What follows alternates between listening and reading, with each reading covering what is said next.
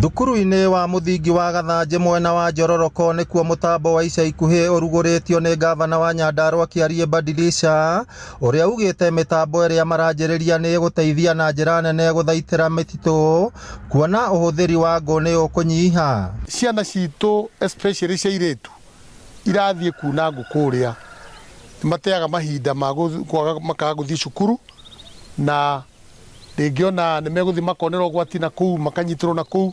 Ũguo mũrandi ũyũ nĩ mũrandi tuoete na njĩra nene ta thirikari, twanjĩtie na wodi 2 na nĩ tũkũ-roll harĩ wodi icio ingĩ. So far nĩ tũhũthĩrĩte mirioni 136 harĩ project cia Froka kũgirĩrĩria ũhoro wa kana gũthondeka ũhoro wa climate change. Mũrutani mũnene wa thukuru wa mũthingi wa Gathanjĩ Njĩra augĩte mĩrugĩre thukuru-inĩ ũcio nĩ kũhũtha na njĩra nene, kuona mbere ĩyo nĩ marahũthagĩra ngũ nyingĩ na ũguo makahũthĩra mbeca nyingĩ. That what people think is waste, that is the dung is waste, can be used, can be recycled, can be reused again to control even the environment, and it is being used even for learning. They have agriculture project, the agriculture students, they are coming in here. Actually, some of this work, they are the ones who are, then the students are embracing agriculture as the future of this country.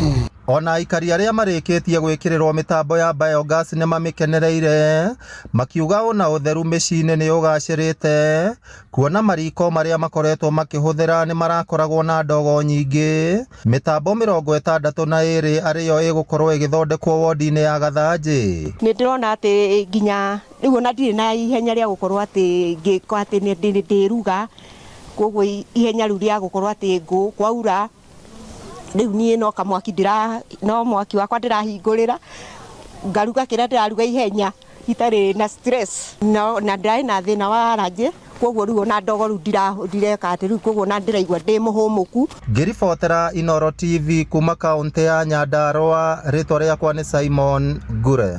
Kũrĩa tũmahuti tũrĩa ũgũhete rĩu ningĩ ũkaruga.